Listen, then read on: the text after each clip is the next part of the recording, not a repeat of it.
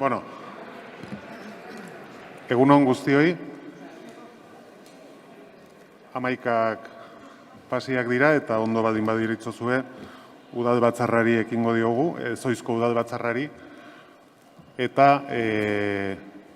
ohar bat denengo puntua eta bigarren puntua tratatzea botatu egin behar dugu, arrazoi bategatik. Berez, batzordetik pasatu beharko ditzateke, beste da, ez zeukan inodako zentzurik, zeren bozeramaile batzordean hitz egindako gaiak ziren, eta batzorde bat deitzea hori bakarrik egiteko, esan ez zeukan zentzurik, baina horrek eskatzen digu orain tratatua dizateko, bozkatzea, tratatuko ditugu da plenoan. Beraz, denengo bozkatuko dugu, urrezko danborra saria ematea tratatzea, horren aldeko botuak, hau batez, eta bigarrena, hiritar merezimenduaren dominaz saritzea, hori ere aldeko botuak, hau batez. Eta jarraian, adostu genuen bezala, txanda bakarrean tratatuko ditugu bigaiak, gero bozketak banan-banan egingo ditugu, eta txikitik handira 10 minutuko denbora izango dugu. Beraz, denengo txanda, Elkarrekin Donostiak izango duke. Eskerrik asko, urte berri on guztioi. Eta, nire lehenengo hitzak, esateko gaur, albiste ona daukagula, kontsentsu zabalarekin gatoz udal batzar honetara, eta horren adibide, aurtengo urrezko danborra, udal talde guztiok babestu, eta udal talde guztion adostasunarekin bozkatua izan dena. Esther Ferrer, da aurtengo urrezko danborra, emakumea, artista eta adinekoa. Eta hau ez da izaten, sariak jasotzen dituztenen profila, eta oso pozik gaude gure taldean Esterrek ordezkatzen dituen balioengatik. Esther Ferrer es una artista polifacética que tiene tras de sí una carrera prolija y vanguardista. Nacida en Donostia en 1937 y residente actualmente en París, es una artista interdisciplinar centrada en la performance art y considerada una de las mejores artistas de su generación. Su producción también incluye objetos, fotografías y sistemas de series de números primos. En el campo de la imagen destaca su serie Autorretrato en el tiempo, que desarrolla desde 1982 y en la que analiza el paso del tiempo en su propio rostro mediante fotografías tomadas desde un punto de vista idéntico, con la misma luz, en la misma posición y que va cortando en 2 partes para después mezclarlas. Gurean, gaur-gaurkoz eta ezagutzen ez duenarentzat, besteak beste, Autorretrato en el tiempo lan honen adibide ona dugu Santelmo Museoan gaur egun erakusgai daukagun bagara emakume artisten ikusezintasunen logikak, mujeres artistas lógicas de la invisibilidad erakusketan. Y desde aquí, además, recomiendo la exposición para que la ciudadanía que no lo ha hecho descubra en parte a Esther y a tantas y tantas otras artistas fantásticas que, como ha venido siendo habitual en la historia, han sido objeto de invisibilización.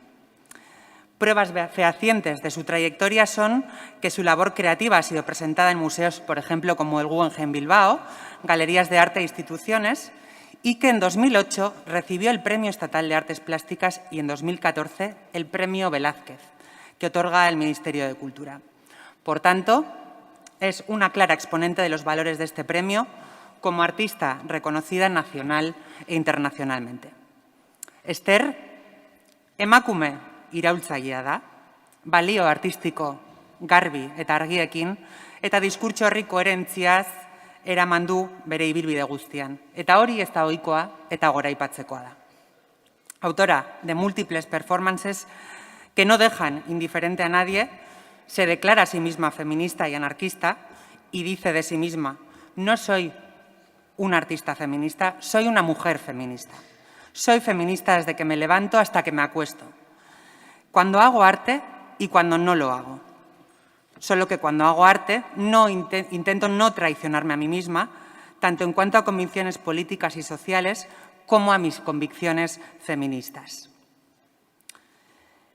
Gainera, konkretuki, 2016 kultura hiriburutzan lan egin nuenean, zuzenean Ferrerrekin lan egiteko aukera izan nuen, eta gertuan pertsona apala da, kolaboratzailea eta argia. Beraz, honetan ere bai, urrezko danborraren balioak primeran ordezkatzen ditu. Jakingo duzuenez, gure taldean orokorrean nahiago izaten dugu urrezko danborra eta hiritar merezimenduen dominak hainbat finalisten artean hiritargoak aukeratzea. Eta egia da ere bai, aurten ikusita zein egoera sanitario, ekonomiko eta sozial bizi izan ditugun, kontu honetan behintzat adostasun zabal batera iritsi izanak ere pozten gaituela.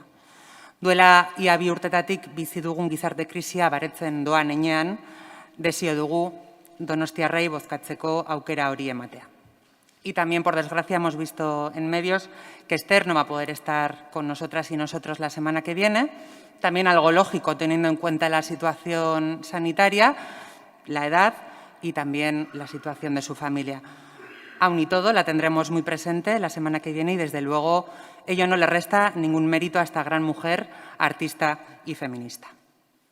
Eta hiritar merezimenduen dominei dagokienean, lehenengo, Añorga Kultur eta Kirol Elkartearekin hasiko naiz, eta zer esan, Añorgatar bezala, ore handia da, Añorga Kakaeren hiritar merezimenduaren sari emate hau. 100 urte, erraz esaten da, beteko ditu aurten Añorga Kakaek askotan ahaztu izan den auzo batean autogestioz eta esfortzu handiz gure auzoan kultura eta kirola dinamizatzen eta dagokien lekua ematen. Bereziki nabarmentzekoa kirolarloan eta bereziki gainera futbolean urte guzti hauetan egindako lana, izan ere punta-puntako futbol jokalariak atera baitira Añorgaren arrobitik, eta azpimarra jarri nahi nuke gainera nesken kirolean egindako esfortzuan. Izan ere, harrotasun handiz, Añorgako nesken futbol taldeak hamarkadak daramatza gorenean. Zurriola antzerki eskolari buruz ere zer esanik ez, erreferente argia gure hirian antzerkia eta kulturaren esparruan, eta bereziki garrantzitsua egiten duen ekintza kulturalaren esparruan, euskeraz egindako kultura esparruan.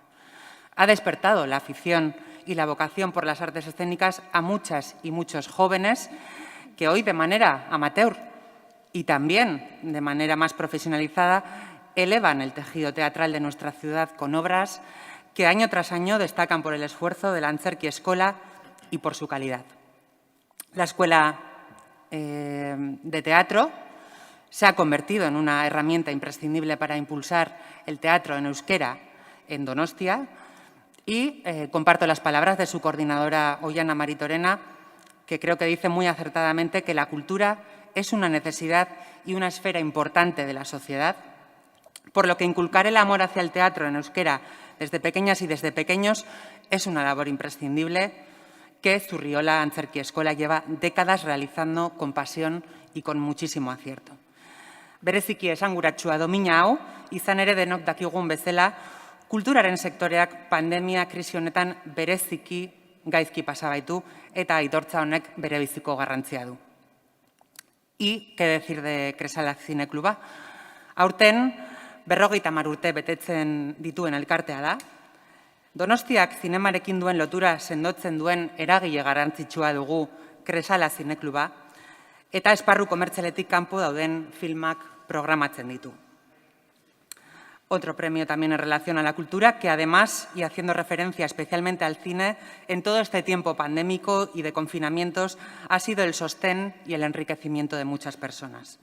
Y, sin embargo, hemos visto cómo los espacios culturales, y especialmente también los de exhibición cinematográfica, han sido especialmente castigados, sobre todo en comparación con otros recintos. Por tanto, esperamos que este premio contribuya a que se valore más la cultura y, en este caso, la exhibición cinematográfica.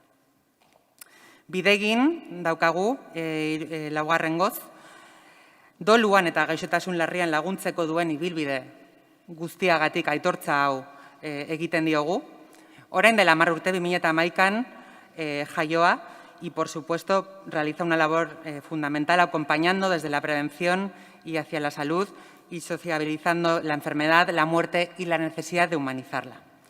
Formada por un grupo de profesionales y voluntarios y también con la colaboración de profesionales tanto sanitarios, de la psicología, del trabajo social y de la administración, eta Bideginek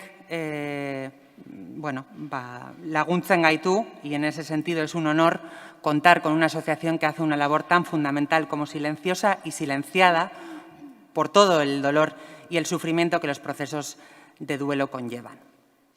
Videguin ha sido también en estos últimos tiempos un sustento fundamental para muchísimas de las personas que no se han podido despedir de sus familiares de la forma más adecuada. Bejón de Izuela.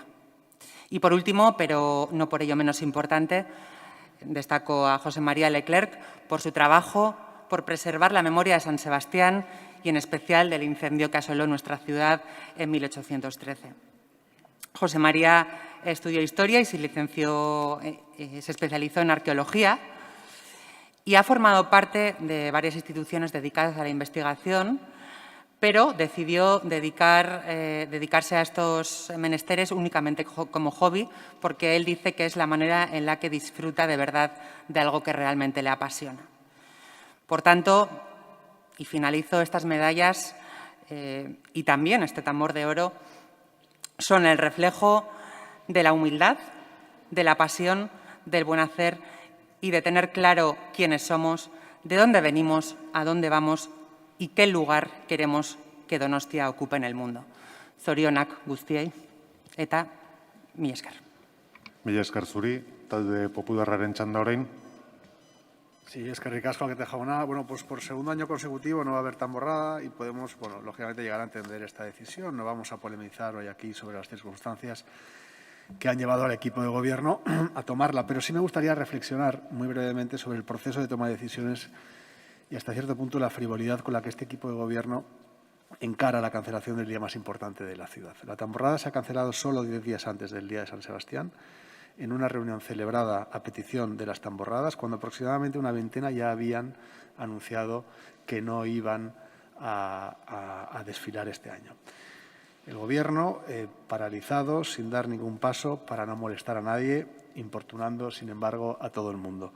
Gobernar no siempre es grato y a veces se tienen que tomar decisiones que molestan, decisiones incómodas, pero se tienen que tomar y subcontratar la toma de decisiones. Señor Corominas, a la sociedad civil. sabe que le tengo que advertir y le tengo que pedir que se ciña al punto.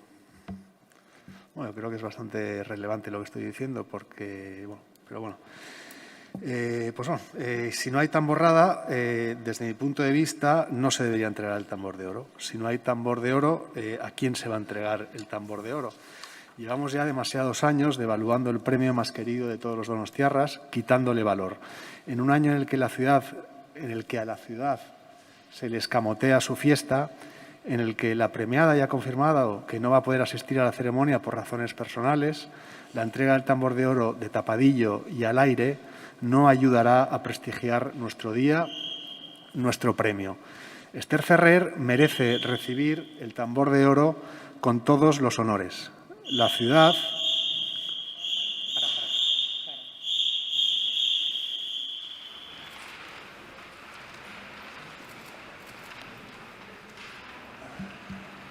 Continúo.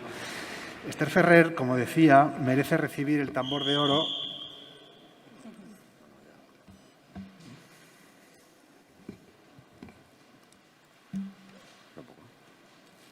Es que no veo además. ¿Quién es?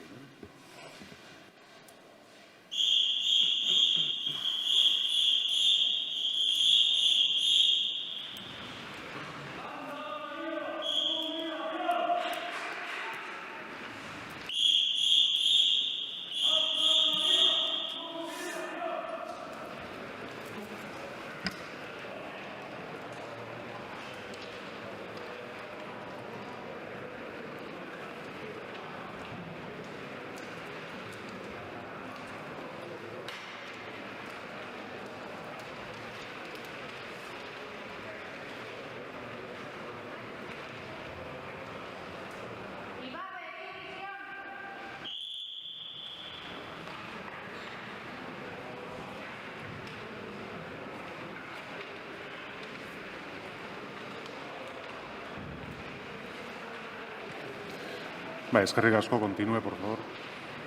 Muchas gracias, alcalde. Bueno, como iba diciendo, Esther Ferrer merece recibir el tambor de oro con todos los honores, pero también la ciudad merece entregar el tambor de oro con todos los honores. Creo que se debería aplazar la entrega al 20 de enero del 2023. El tambor de oro es, o solía ser, un premio de enorme generosidad. La ciudad entrega su galardón más preciado a una persona de fuera o a alguien que, no siendo donostiarra, se siente donostiarra y que, como consecuencia de su quehacer diario, por su trayectoria y proyección profesional o por cualquier otra razón, haya contribuido de forma activa y notoria en la consolidación de una imagen externa positiva y atractiva de la ciudad, ampliando su potencial turístico, posibilitando el conocimiento de la misma, reforzando su proyección externa y fomentando los vínculos de conocimiento y amistad con otros países, ciudades, organismos o personas. O por lo menos eso es lo que dicen las bases del Tambor de Oro. No se entrega el Tambor de Oro por posicionamientos políticos, así que sí pediría a los grupos que no esgrimieran el perfil ideológico de los premiados como mérito para la obtención de las distinciones que hoy aprobamos aquí, recuerdo, por unanimidad, desde puntos de vista, desde posicionamientos ideológicos muy diferentes, todos los concejales que estamos hoy representados aquí. Estos premios deben unir a la ciudad, no separarla en trincheras ideológicas, así que sí que diría con mucho cuidado a la hora de esgrimir esos méritos o esos posicionamientos ideológicos de los premiados, porque yo creo que son absolutamente irrelevantes para lo que nos reunimos hoy aquí. La ciudad espera durante todo un año entero para poder celebrar durante 24 horas su día más grande y honrar a una persona que no vive en la ciudad. No hay mayor gesto de generosidad colectiva que el Tambor de Oro. O no lo había, porque de un tiempo a esta parte los políticos donostiarras se han dejado llevar por la ola populista que desgraciadamente nos atenaza y deliberadamente confunden el Tambor de Oro con la medalla de oro de la ciudad, a la que han vaciado de contenido. Si el Tambor de Oro premia a un donostiarra extraordinario, ¿qué premia la medalla de oro? ¿Qué diferencia a nuestras dos distinciones más relevantes? En cuanto a las medallas al mérito ciudadano, de 5 medallas, 4 son para asociaciones donostiarras que sin duda hacen un gran trabajo y son merecedoras del galardón. Bidegin, Zurriola Antzerki Eskola, Cresala Cinecluba y el Club Deportivo de Añorga son asociaciones que desde su ámbito de actividad, trabajan por el bienestar de la ciudad, con un compromiso claro por San Sebastián y por los donostiarras. Merecen, sin duda, un reconocimiento, pero no me parece bueno que haya solo un premiado a título individual, José Mari Leclerc, historiador y arqueólogo comprometido con la divulgación y la historia de la ciudad, en particular con el incendio que asoló la ciudad en el 1813, y en la conservación y dignificación de nuestra historia y de sus vestigios. Enviamos, creo, el mensaje de que solo se va a poder sobresalir desde la pertenencia a un colectivo, nunca desde los méritos individuales del esfuerzo y de la tenacidad. Imagino que es el signo de los tiempos en los que parece que solo cuentan las identidades colectivas. Dicho esto, sí me alegra y quiero felicitar a todos los, desde mi humilde posición como portavoz del Partido Popular, a todos los concejales y a todos los grupos por haber consensuado todos los premiados este año, tanto el Tambor de Oro como las medallas al mérito ciudadano. Muchas gracias. Eskerrik asko zuri, talde sozialistaren txanda. Bai. Egun on guztioi, nire lehenengo hitzak zorionak eta eskerrak emateko dira saritu guztiei. Eta segidan utzi edazue aitortza hau egitea. Domina hauek ematen ditugun ekitaldia, unerik hunkigarrienetakoa da niretzat Donostiako zinegotzia naizen aldetik. Emozioz beterikoa, aitorpen eta eskertzaz beterikoa, donostiartasunez beterikoa. Como concejala del Grupo Socialista, como representante de la ciudadanía donostiarra, no puedo estar más orgullosa de las y los donostiarras que hoy distinguimos por unanimidad con el Tambor de Oro y las medallas al mérito ciudadano. Representan lo mejor de la San Sebastián plural, solidaria, humanitaria, igualitaria, deportiva y deportista, crítica e innovadora a través de la cultura, cinéfila eta antzerkizale eta antzerkigile amorratua, recuperadora y transmisora de la verdad histórica. Donostiarrismo en estado puro, son nuestro orgullo de ciudad, un ejemplo de civismo donostiarra, de entrega a una ciudad, San Sebastián, y a sus conciudadanos y conciudadanas que, al menos en estos casos, sí reconocemos a los de casa. Ser profeta en tu tierra dicen que es lo más difícil. Una vez al año en Donosti somos capaces de hacer fácil lo difícil. En torno a nuestro patrón, San Sebastián, y a nuestra fiesta grande, a pesar de la pandemia, reconocemos y agradecemos a personas, entidades y asociaciones su trabajo, su pasión y su compromiso por y con la ciudad, por y con la ciudadanía donostiarra. A la vanguardia del arte contemporáneo, visionaria, creadora, rompedora, multidisciplinar, mujer donostiarra comprometida, Esther Ferrer, tambor de oro de este año. Lamentamos que no pueda estar con nosotros y con nosotras en este día tan importante para ella y para la ciudad. Vanguardia también han sido las chicas de la Añorga en el fútbol femenino. Sin el Añorga Kirol eta Kultur Elkartea y la visión igualitaria que tuvieron al impulsar el fútbol como deporte que podíamos jugar las mujeres, hoy no estaríamos al nivel profesional que estamos. Pero también en sus 100 años han hecho mucho más en otras disciplinas deportivas. Y con la cantera trabaja también Zurriola Antzerki Eskola, cantera de aficiones teatrales. Euskarazko antzerkiaren zaletasuna harrobia eta eskola da Zurriola Antzerki Eskola. Familia zabala, handia, ezinbestekoa Donostian euskal antzerkigintzan. Como la familia que son las personas que integran Bidegin, soporte profesional, pero sobre todo soporte emocional y afectivo para quienes sufren el duelo por muertes, por suicidio o enfermedades graves.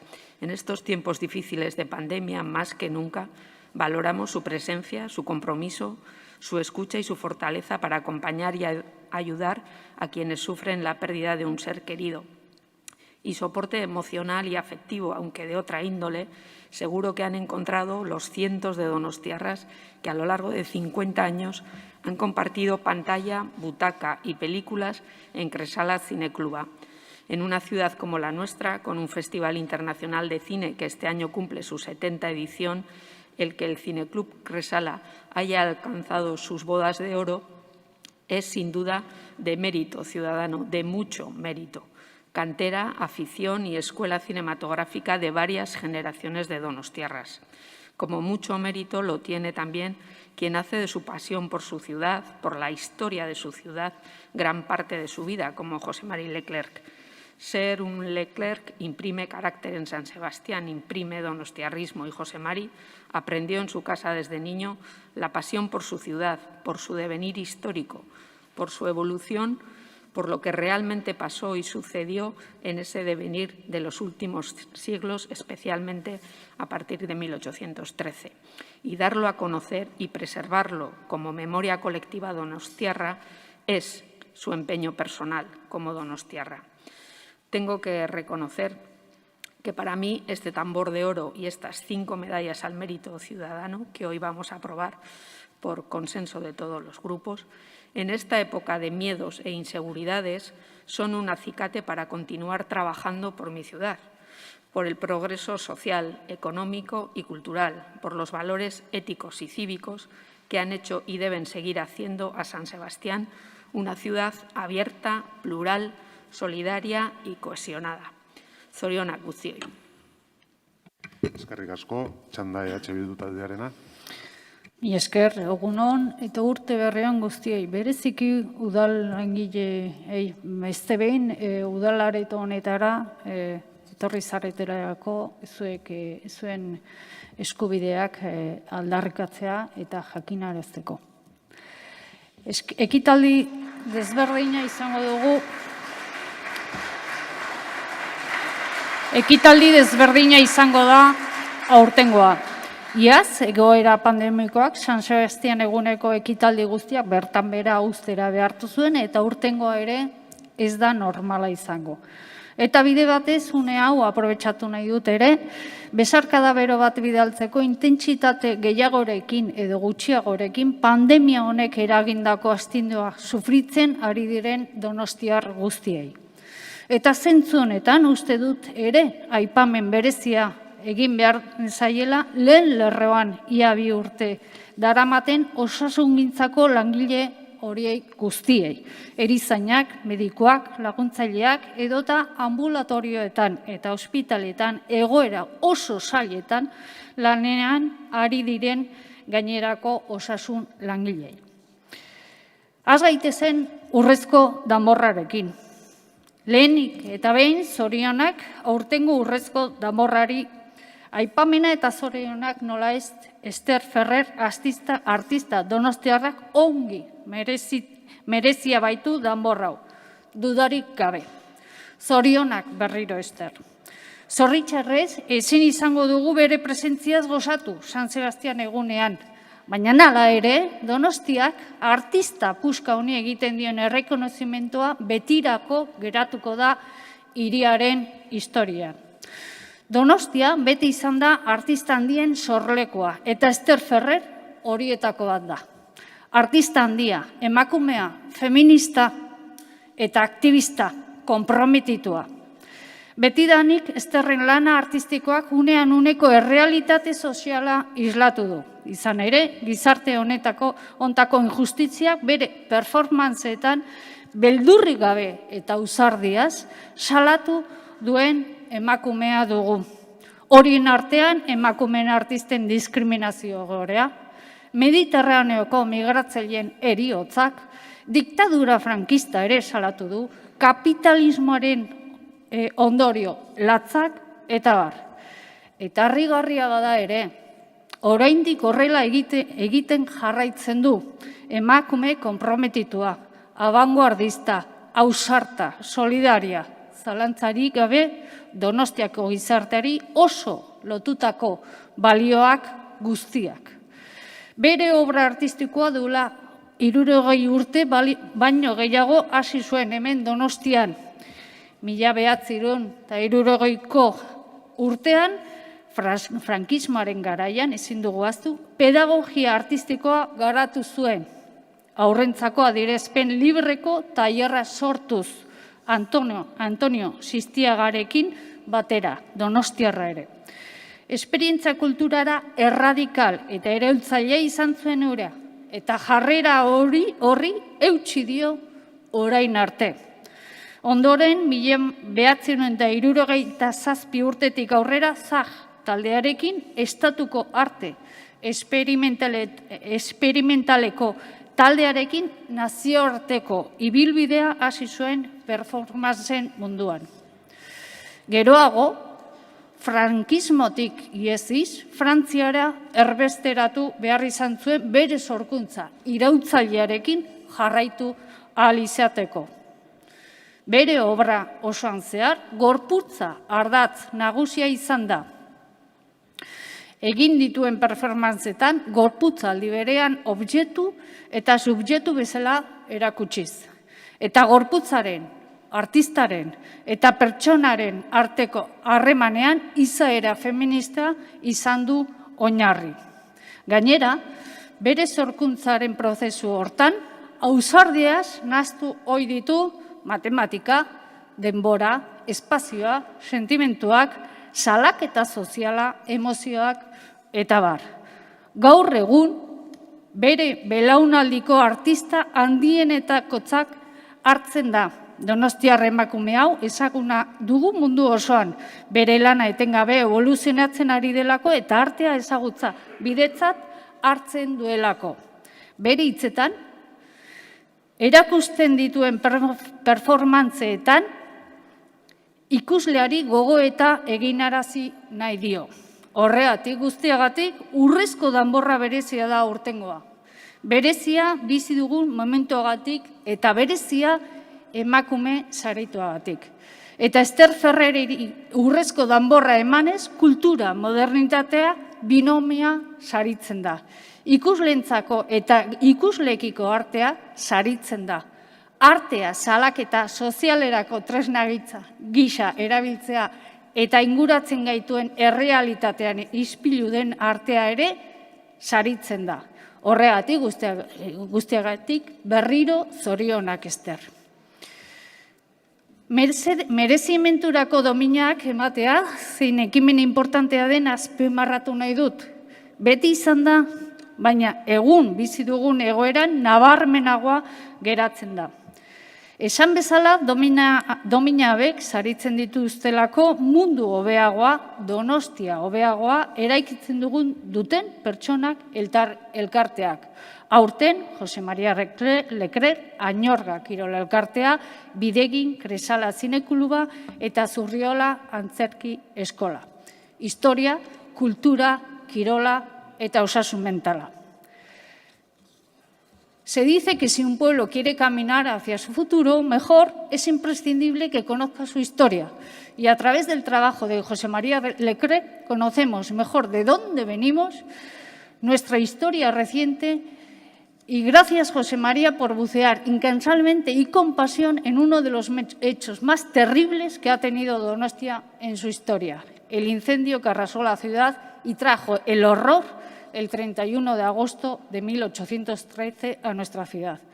A través de tus incansables investigaciones sabemos cada vez más sobre nosotros y posiblemente, lo más importante, de qué somos capaces de hacer entre todos cuando trabajamos en comunidad y no individualmente. Eskertzekoa baita Añorga Kirol Elkarteak azken 100 urtetan egin duen lana Añorga auzoan. Gaztekin eta bereziki bere aurrekoek aipatu duten bezala emakumezko futbolarekin. Orain, emakumezkoen futbola hain modan dagoenez, gogoratu behar dugu Donostian izan genuen emakumezko lehen eliteko futbol taldea Añorga Kirol Elkartekoa zela. Baina elkarte honen garapena handiena ez da partidu bat galdu edo irabazi terminoetan neurtzen. Añorga Kirol Elkartearen garaipena handiena da azken 100 urtetan auzoko gaztei kirolarien balio puruenak transmititzea, talde lana eta elkartasunaren balioak.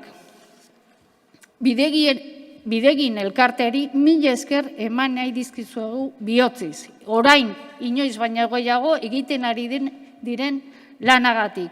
Doluaren prozesuan dauden pertsone bide lagun dira eta aldi berean gure gizartearen heriotzaren inguruan ditugun tabuak hausten laguntzen dute. Izan ere, gizarte moderno honetan, bereziki gure belaunaldikoek, aurreikoek ez bezala, heriotzaren errealitatea izkutuan uzten saiatzen garen bitartean, zuek azelaratzen duzue. Kresala Zinekluba, nork ez da inoiz joan hiri honetan Kresalaren saio batetara. 50 urte daramate film ezberdinak eskaintzen, klasikoak, arraroak, zirkuito komertzialetatik kanpokoak, solasaldiak, hitzaldiak, jatorrizko bertsioak eta bar. Donostiako kultura zinematografikoaren historia bizia da Kresala. Kulturari eta zinemarekiko pasio balio ematen dion errekonozimentua daude. Herritarrentzat egindako urte osoko festival xumea Donostiarrentzat, hori bai, kalitatea irizpide hartuz beti. Zurriola Antzerki Eskola, gazteria, kultura euskaraz eta antzerkia. Hauek dira kultur tarde honek oinarri dituen 3 elementuak. Donostian antzerkia euskaraz eta amaterra bultzatzeko ezinbesteko tresna bihurtu da Zurriola Antzerki Eskola. Zurriola ikastolatik sortutako talde hau, hiriaren etorkizun kulturala ordezkatzen du eta gutxi baliz bezala bere ibilbidearekin agerian geratzen da etorkizun hori euskaraz izan daitekela eta izan behar duela. Eta kultura euskaraz eginez eta sustatuz, Euskal Herria eta Donostiak nortasun propioa, euskalduna, duen herria izaten jarraituko du, eta nortasun horrek etorkizunean egin beharreko bidea markatuko digu. Zorionak beste behin guztioi. Eskerrik asko, azken txanda, talde jeltzaleak. Egun guztioi. Aurten ere eta zorionez, ugariak izan dira herritar merezimenduaren domina jasotzeko donostiarrok aurkeztu ditugun hautagaitzak. 58 izan dira aurkeztutako proposamenak, eta horietatik 5 izan.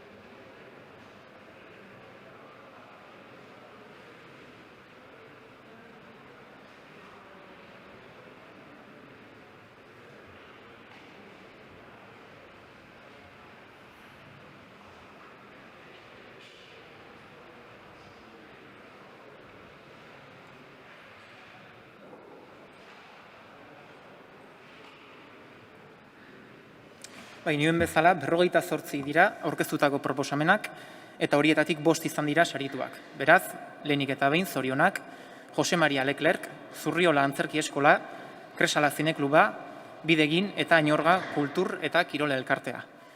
Pozgarria eta aldi berean zaila izaten da, hiritar merezimenduaren dominak aukeratzeko unea. Pozgarria alde batetik, urtetik urtera proposamenak azaltzen direlako.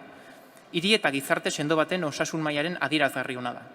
Eta bestalde zaila ere izaten da, 5 direlako hautatuak, denek izaten dituztenean 11 arrazoi sarituak izateko. Eskerrik asko Jose Maria Leclerc, geure hiriko memoria eta iragana bizirik mantentzeagatik.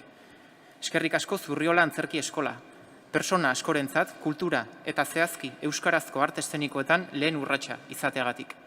Mila esker Kresala Zinekluba, zinemaren bidez Donostiarron begirada kritikoa lantzeagatik.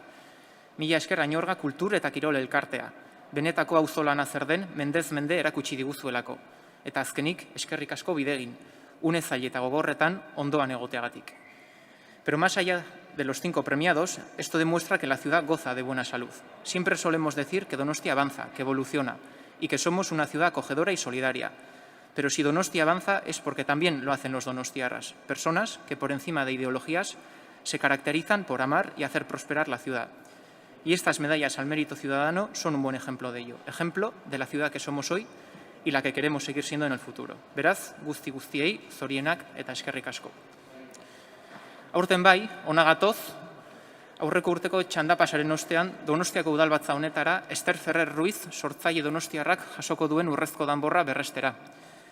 Hiriak duen sari maitatuenetakoa dau urrezko danborra. Honen inguruan suertatzen diren eta egoten diren eztabaida eta debatek horren seinale izaten dira.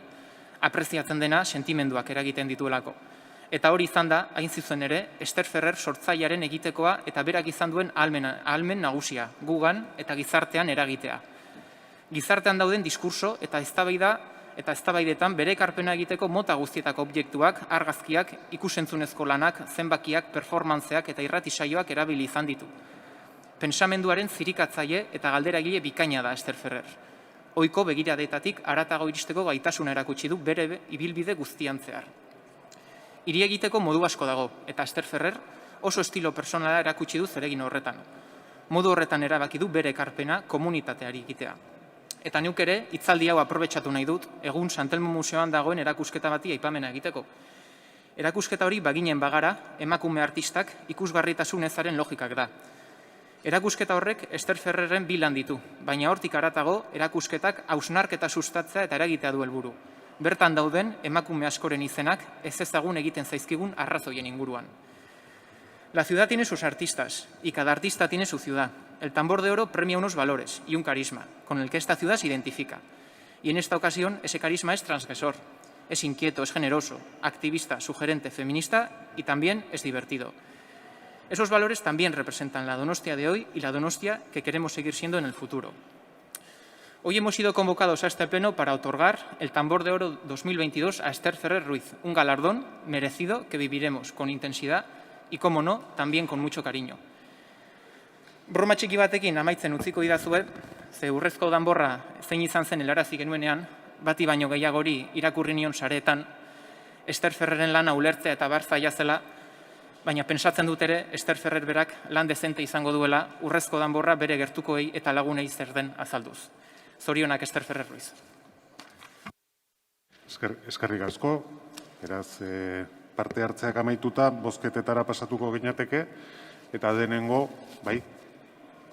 Akordia behar du gehiengo absolutoa, Beraz, denengo bozkatuko genduke 2022ko Urrezko Danborra saria ematea, aldeko botuak, hau batez. Eta bigarrena, hiritar merezimenduaren dominak ematea, horien aldeko botuak, hauek ere, hau batez, beraz, biak hau batez onartuak gelditzen dira. Eskerrik asko eta zorionak jasoko duten guztiei. Eta 3. puntura pasatuko ginateke eta horretarako idazkariari emango diotitza. Kerman Orbegozo Uribe jaunaren zinegotzi kargua hartzea. Asunto número 3. Toma de posesión del cargo de concejal por parte de don Kerman Orbegozo Uribe. Hauteskunde batzorde zentralak, Kerman Orbegozo Uribe jaunaren aldeko egiaztagiria bidali du. Berak ondare aitorpena eta bateraezintasun aitorpena aurkezteko legezko baldintzak guztiak bete ditu.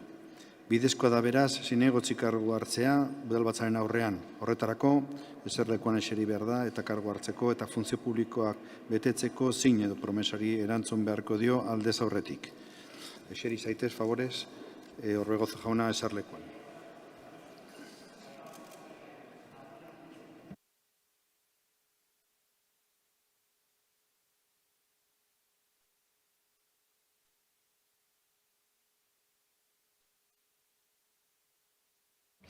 Orbegozo jauna, zin egiten duzu edo agindu egiten duzu, zure kontzientzia eta horreagatik, zinegotzi karguaren bete beharrak leialtasunez beteko ituzula, erregarikiko leialtasunez eta konstituzioa estatuaren funtsezko arau gisa gorde eta betearaziko duzula?